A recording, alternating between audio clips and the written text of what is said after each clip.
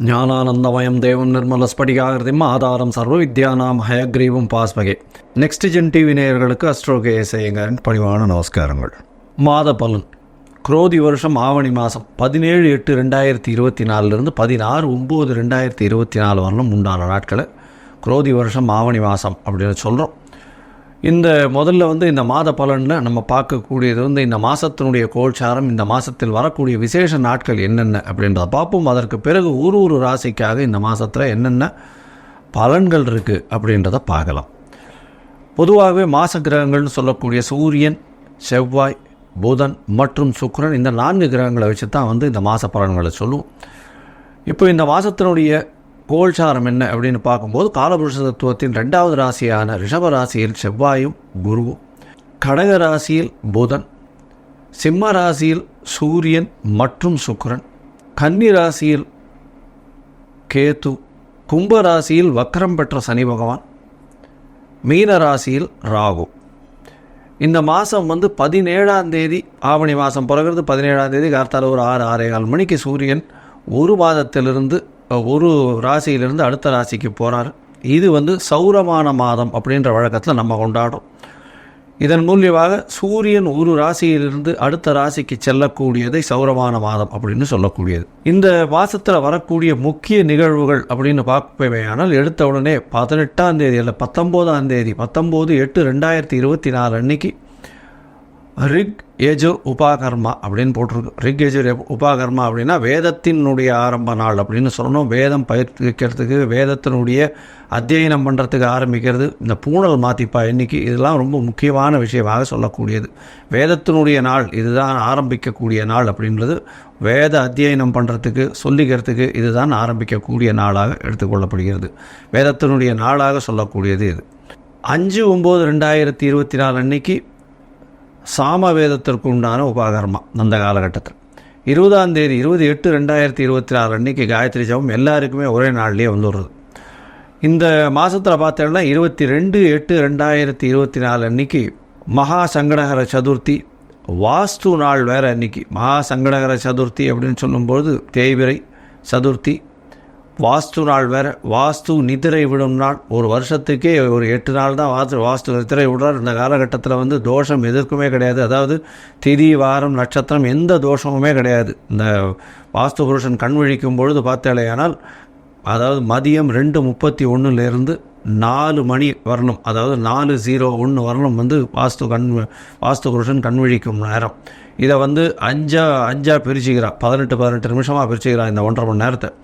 இதன் மூலியமாக வாஸ்து புருஷன் கண் விழித்து அவருடைய காலை கடன்களை முடிக்கிறது 1, ஸ்நானம் பண்ணுறது 2, அதற்கப்புறம் 3வது விஷயம் அவர் பூஜை பண்ணுறது, 4வது போஜனம் பண்ணுறது, அதற்கப்புறம் தாம்பூலம் தரிக்கிறது. இந்த போஜனம் பண்ணும் நேரமும் தாம்பூலம் தரிக்கும் நேரமான கடைசி 36 நிமிஷம், அதாவது 4 மணிக்கு ஒரு 1/2 மணி நேரம் முன்னாடி 3:31 4:01 இந்த காலகட்டத்தில் எந்த ஒரு இது ஆரம்பித்தோம்னாலும், அதாவது வீடு சம்பந்தமாக இது ஆசைக்கால் நடுறது, மனைக்கால் ஊன்றது, அதை தவிர வீட்டுக்கு இது டாக்குமெண்ட் சைன் பண்ணுறது, இந்த மாதிரியான விஷயங்கள் பண்ணும் பொழுது கண்டிப்பாக அது நிச்சயமாக எந்த ப்ராஜெக்டாக இருந்தாலும் நல்லபடியாக நிறைவேறும் அப்படின்றதும், வாஸ்து புருஷன் கண் விழிக்கும் நாள்ன்றதுனால கண்டிப்பாக நல்ல ஒரு ஏற்றம் கிடைக்கக்கூடிய நாளாக சொல்லப்படுறது.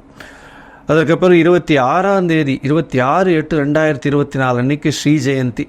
பொதுவாகவே ஸ்ரீ ஜெயந்தி பார்த்தாலேனால் அஷ்டமி ஒரு நாள் வரும், ஒரு நாள் ரோஹிணி நட்சத்திரம் வரும். இது 2ம் சேர்ந்தே வர்றது இந்த வாட்டி. அதனால் ஸ்ரீ ஜெயந்தி எல்லாருக்குமே முன்னித்திரியம், அதை தவிர ஸ்ரீ சன்னதி எல்லாருக்குமே இந்த வாட்டி ஸ்ரீ ஜெயந்தி ஒரே நாள்லேயே வந்துடுறது. இது ஒரு பெரிய விசேஷம். அதனால் ஸ்ரீ ஜெயந்தி கிருஷ்ணனுடைய இது சொல்லக்கூடியது, கிருஷ்ணர் பிறந்த தினமாக சொல்லக்கூடியது. அஷ்டமி ரோகிணி பிறந்த நாளில், ரோகிணி நட்சத்திரத்தில் உண்டான நாளில் ராத்திரி பிறந்ததாக சரித்திரம். அதனால் கிருஷ்ணர் பிறந்தது ரொம்ப நல்லாவே எல்லா இடத்துலையும் கொண்டாடுவா. மதுரா, துவாரகை இதிலெல்லாம் கொண்டாடக்கூடிய ஒரு பெரிய விசேஷமான, என்டையர் இந்தியா கொண்டாடக்கூடிய ஒரு பெரிய விசேஷமான ஒரு ஃபங்க்ஷன் இது. அடுத்தது பார்த்தாலேயானால் இந்த வாட்டி 3/9/2024 அன்னைக்கு அமாவாசை. ஆவணி மாதத்தில் வரக்கூடிய அமாவாசை பித்தர்களுக்கு செய்ய வேண்டிய கர்மாக்களை செய்யக்கூடியது. அதன் மூலியமாக உங்களுடைய குடும்பத்தில் எப்பொழுதுமே க்ஷேமம் இருக்கும். அடுத்த ஜெனரேஷன், அடுத்த தலைமுறைகளும் நல்லபடியாக வளரக்கூடிய வாய்ப்புகள் மிகவும் அதிகம். இது வந்து ஜோதிடத்தில் மிக பெரும்பான்மையான விஷயத்தை சொல்லக்கூடியது. அதாவது 5, 9 அப்படின்னு இந்த 2 இடத்தையும் வந்து சொல்லக்கூடிய போது 9ஆம் இடமோ 5ஆம் இடமோ கெட்டு போயிருந்ததுன்னா அந்த ஜாதகருக்கு கண்டிப்பாக அவர்களுடைய குலம் விருத்தி அடைகிறதோ இல்லை அவரால் வந்து அந்த குலத்திற்கு ஏற்றமோ வராது. அது ஒரு பெரிய செட்பேக் ஆகிடும். அதனால் அது வந்து பித்ருக்களின் தோஷமாக கூட இருக்கலாம். அப்படின்றதுனால தான் வந்து பித்ருக்களுக்கு செய்ய வேண்டிய கர்மாக்களை செய்யணும் அப்படின்னு சொல்கிறது. அதற்கு பிறகு பார்த்தாலேயானால், அதாவது 5ஆம் தேதி அன்னைக்கு 5/9/2024 அன்றைக்கி பார்த்தேன்னா எஜுர் உபாகரமாக ஏற்கனவே சொல்லிவிட்டு, அதுக்கப்புறம் 7ஆம் தேதி அன்றைக்கி விநாயக சதுர்த்தி. 7/9/2024 அன்றைக்கி விநாயக சதுர்த்தி, வளர்பிறை சதுர்த்தி. அதனால் வந்து ஆவணி மாதத்தில் வரக்கூடிய வளர்பிறை சதுர்த்தி விநாயக சதுர்த்தின்னு சொல்லக்கூடியது என்டையர் இந்தியாவை இதுக்கு, அதாவது சுதந்திர போராட்டத்திற்கு ஒரு பெரிய ஏற்றத்தை கொடுத்து இந்த விநாயக சதுர்த்தி விழாவை முன்னெடுத்து சுதந்திர போராட்டத்தை முன்னெடுத்து இந்தியாவிற்கு சுதந்திரம் வாங்கின பெருமை நம்மளுடைய தேசபக்தர்களுக்கு சாரும். அதை தவிர வந்து இந்த விநாயக சதுர்த்தி விழான்றது வந்து இந்தியா முழுவதிலும் சிறப்பாக கொண்டாடக்கூடிய ஒரு பெரிய விசேஷம், முதல் பண்டிகையாக சொல்லப்படுறது. அதற்கு பிறகு பார்த்தாலேயானால் வாமன ஜெயந்தி வருது. அதாவது 15 வாமன ஜெயந்தி அப்படின்னு சொல்லக்கூடியது வந்து 15ஆம் தேதி 15/9/2024 ஓணம் பண்டிகை அப்படின்னு சொல்லுவாள். கேரளாவில் ரொம்பவும் பிரசித்தி. அதனால் இந்த மாதம் மொத்தமே வந்து பண்டிகைக்கான திருநாளாகவே இருக்கும். அதனால் கவலையே பட வேண்டாம். எல்லா விஷயங்களும் சந்தோஷங்களும் திருமணத்திற்கு எல்லா விதமான ஏற்றமான காலமாக இந்த மாதம் அமைய போகிறது. இந்த மாதத்தில் பார்த்தாலேயானால், அதாவது போன மாதம்னு சொல்லக்கூடியது ஆடி மாதம், கடக மாதத்தில் வந்து எல்லா கோவில்களிலும் ரொம்ப ஃபங்க்ஷன்லாம் அதிகமாக இருந்திருக்கும். இந்த மாதத்தில் பார்த்தோம்னா வீட்டினுடைய ஃபங்க்ஷன், அதாவது கல்யாணம், காது குத்தல், சீமந்தம் எல்லாமே வந்து இந்த மாதத்தில் நடக்கக்கூடியதாக இருக்கும். அதனால் இந்த மாதம் வந்து தட்சிணாயனத்தில் ஒரு பெரிய ஏற்றமான மாதம். ஏன்னா இதுக்கு அடுத்து வந்து பார்த்தோம்னா புரட்டாசி மாதம், அது பித்திருக்களுக்குன்னே சொல்லக்கூடியது. அதனால் இந்த மாதத்தில் வந்து திருமணங்கள் அதிகமாக நடக்கும், எல்லா விதமான விசேஷங்களும் நல்லபடியாக நடக்கும். எல்லோரும் கூடி குளிர்ந்து எல்லோரும் எம்பாவாய் மாதிரி எல்லாரும் கூடி இருக்கக்கூடிய காலகட்டமாக அமையப்போகிறது. இந்த மாதத்தில் பார்த்தாலேயானால் எல்லா விதமான ஏற்றமான காலகட்டங்களும் நடக்கிறது. இந்த மாதத்தில் செவ்வாய் பகவானும் மாறுற 26/8/2024 அன்னைக்கு ரிஷபத்தில் இருக்கிற செவ்வாய் மிதனத்திற்கும், சுக்கிர பகவானும் வந்து சிம்மத்தில் இருக்கிற சுக்கிரன் வந்து கன்னியில் வாரி நீச்சப்பட்டு போகிற. அதற்கு பிறகு இந்த மாத கடைசி, அதாவது 31/8/2024 அன்னைக்கு புதன் வந்து கடகத்திலிருந்து சிம்மத்துக்கு வர்றார். இதுதான் வந்து இந்த கோல்சாரத்தின் பெயர்ச்சிகள் இந்த மாதத்தில் நடக்கக்கூடியது. சரி, உங்களுக்கு அஸ்ட்ராலாஜிக்கல் கன்சல்ட் தேவைப்பட்டதுன்னா என்னுடைய மொபைல் நம்பர் கீழே ஸ்க்ராலிங்கில் போயின்னு இருக்கோம். உங்களுக்கு தேவைப்பட்டதுன்னா எனக்கு ஃபோன் பண்ணுங்க. உங்களுடைய date, time, place of birth, உங்களுடைய பெயர், உங்களுடைய தாய் தகப்பனார் பெயர் நீங்கள் அனுப்பிச்சிங்கன்னா உங்களுடைய ஜாதகத்தை போட்டு அதில் சந்தி இருக்கா, நட்சத்திர சந்தி இருக்கா, பாத சந்தி இருக்கா, லக்ன சந்தி இருக்கா அப்படின்றது எல்லாத்தையும் பார்த்துட்டு, உங்களுடைய இன்றைய கோல்சாரத்தை வைத்து என்ன நிலைமைன்றதை பார்த்துட்டு, உங்களுடைய தசாபுக்தி அந்தரம் சூக்ஷ்மம் இதெல்லாத்தையும் பார்த்துட்டு உங்களுக்கு உண்டான எளிய பரிகாரம், உங்களுடைய பிரச்சனைகள் என்ன அப்படின்றது எல்லாத்தையும் அசஸ் பண்ணி நான் சொல்கிறேன். உங்களுக்கு அதற்கு உண்டான கட்டணம் என்னன்றதையும் சொல்கிறேன். அந்த கட்டணத்துக்கு உண்டான பேமெண்ட்டை போட்டுட்டு யூடிஆர் நம்பர் ஷேர் பண்ணுங்க, உங்களுக்கு அப்பாயின்மெண்ட் தரேன். இப்போது மேஷம் முதல் மீனம் வரை ஆவணி மாதம் குரோதி வருஷத்திற்கு உண்டான பலன்களை ஒன்றொன்னா பார்க்கலாம். துலாம், சித்திரை, சுவாதி, விசாகம் இந்த 3 நட்சத்திரம் 9 பாதங்களை கொண்ட ராசி. ராசியின் அதிபதினு சொல்லக்கூடியவர் சுக்கிர பகவான். சுக்கிர பகவான் உங்களுடைய ராசிக்கு 11ஆம் இடத்துல இந்த மாதத்தை ஆரம்பிக்கிறார். இந்த மாதம் ஆவணி மாதம் 17/8/2024 16/9/2024 வரணும் உண்டான காலகட்டம். இந்த மாதத்தில் பார்த்தாலேயானால் பொதுவாகவே சூரியன், சுக்கிரன், செவ்வாய், புதன் இந்த 4 கிரகங்களுடைய மாத கிரகங்கள்னு சொல்லக்கூடியது. இந்த 4 கிரகங்களை வச்சு இந்த மாதத்தினுடைய பலன்களை பார்ப்போம்.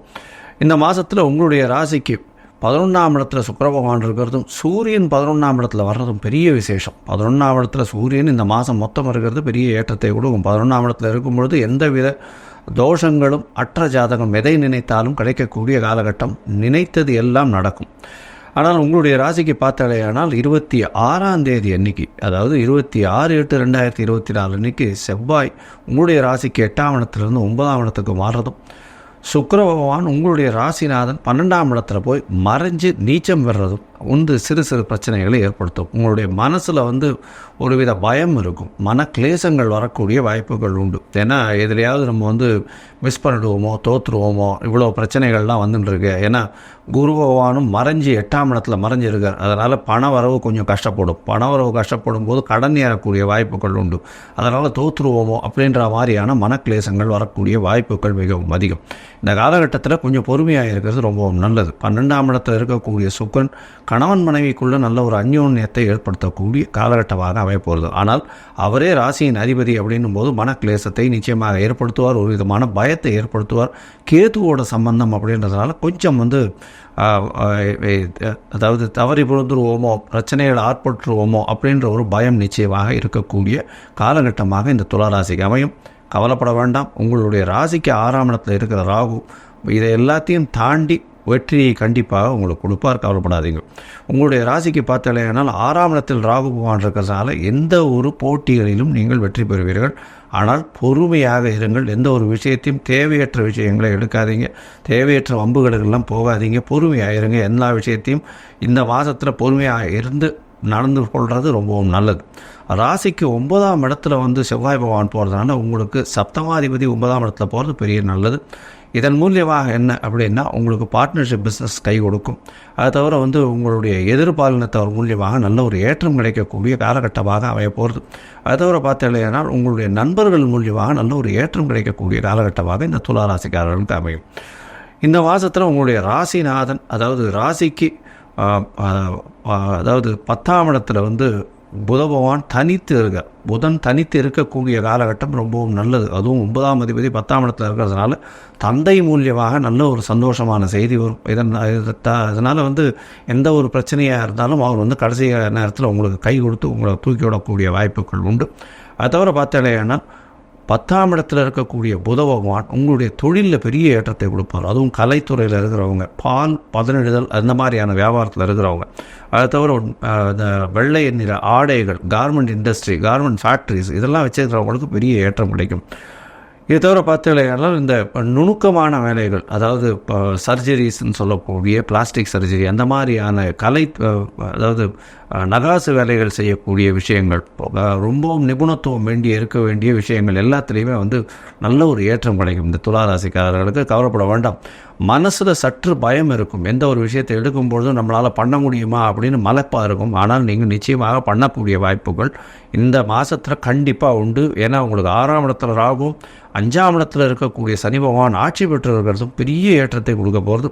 இந்த மாதத்தில் பார்த்தாலேனா உங்களுடைய பண வருமானத்திற்கு பஞ்சம் இருக்காது. அதை தவிர குழந்தை பிராப்தி ஏற்படக்கூடிய வாய்ப்புகள் நிச்சயமாக உண்டு. ஏன்னா 5ஆம் அதிபதி 5ஆம் இடத்துல ஆட்சி பெற்றிருக்கார். வக்கரகதியாக இருந்தாலும் கவலைப்பட தேவையில்லை. குழந்தை பிராப்திக்கு வாய்ப்புகள் நிச்சயமாக அதிகமாகவே இருக்கும். இந்த மாதம் பார்த்தலையானால் உங்களுடைய ராசிக்கு 10ஆம் இடத்துல இருக்கக்கூடிய புத பகவான் 11ஆம் இடத்துல போகிறார். அதாவது 31/8/2024 அன்றைக்கி 11ஆம் இடத்துல போகிறார். 9ஆம் அதிபதி 11ஆம் இடத்துல இருக்கிறதுனால கண்டிப்பாக தந்தையின் மூலியமாக நல்ல ஒரு ஏற்றமான செய்தி வரக்கூடிய வாய்ப்புகள் உண்டு. தொழிலில் தந்தையின் மூலியமாக நல்ல ஒரு ஏற்றம் கிடைக்கும், அபிவிருத்தி கிடைக்கக்கூடிய வாய்ப்புகள் நிச்சயமாக இருக்கும். இதை தவிர பார்த்தலையானா உங்களுடைய ராசிக்கு 9ஆம் அதிபதி 11ஆம் இடத்துல இருக்கிறதுனால படிக்கக்கூடிய மாணவர்கள் வெளியூர் வெளிமாநிலம் வெளிநாடு சென்று படிக்கக்கூடிய பாக்கியம் நிச்சயமாக கிடைக்கும். அவங்க நினைச்ச யூனிவர்சிட்டிக்கு கொஞ்சம் கம்மியான ரேங்கிங்கில் இருக்க யூனிவர்சிட்டி கிடைக்கக்கூடிய வாய்ப்புகள் நிச்சயமாக உண்டு. இந்த மாதத்தில் பார்த்தீங்கன்னா உங்களுடைய முயற்சிகள் எல்லாமே வெற்றி அடையும். இருந்தாலும் சில காலகட்டங்கள், அதாவது சில நாட்கள் இந்த முயற்சிகளை தவிர்ப்பது நல்லது. அது சந்திராஷ்டம காலம்னு சொல்கிறோம். இந்த சந்திராஷ்டம காலம் அப்படின்னு சொல்லக்கூடியது சந்திர பகவான் மறைந்திருக்கக்கூடிய காலகட்டம். அதனால் மதிகாரகன் மறைந்திருந்தால் கண்டிப்பாக தவறுதலான முடிவுகள் எடுக்கக்கூடும். தேவையற்ற பேச்சுக்கள் வேண்டாம். யாருக்கும் ஜாமீன் கையெழுத்து போடாதீங்க. இந்த துளாராசிக்காரர்களுக்கு இந்த சந்திராஷ்டம நாள்னு சொல்கிறது 26/8/2024 28/8/2024 வரை உண்டான நாட்கள் சந்திராஷ்டம நாட்கள். அதனால் புதிய முயற்சி வேண்டாம், வெளியூர் வெளிமாநில பிரயாணம் வேண்டாம்னு சொல்கிறோம். ஒருவேளை பண்ண வேண்டியிருந்ததுன்னா சந்திரனுக்கு உண்டான எளிய பரிகாரத்தை பண்ணிவிட்டு அதற்கு பிறகு பண்ணுறதன் மூலியமாக சந்திராஷ்டமத்தின் தாக்கம் குறையும். சந்திரனுடைய எளிய பரிகாரம்னு சொல்கிறது அருகில் இருக்கக்கூடிய பிள்ளையார் கோவிலில் பால் உங்களால் முடிஞ்சது வாங்கி கொடுங்க. அதன் மூலியமாக சந்திராஷ்டமத்தின் தாக்கம் நிச்சயமாக குறையும். கவலைப்பட தேவையில்லை. இந்த மாதம் கண்டிப்பாக நீங்கள் ஸ்ரீரங்கம் ரங்கநாதரை போய் பார்த்துட்டு வாங்க, இல்லை அருகில் இருக்கக்கூடிய ரங்கநாத பெருமாளை போய் பார்த்துட்டு வர்றதன் மூலியமாக உங்களுக்கு எல்லா விதமான வெற்றிகளும் வந்து சேரும். லோகா சமஸ்தா சுகினோ பவந்து. நன்றி, நமஸ்காரம்.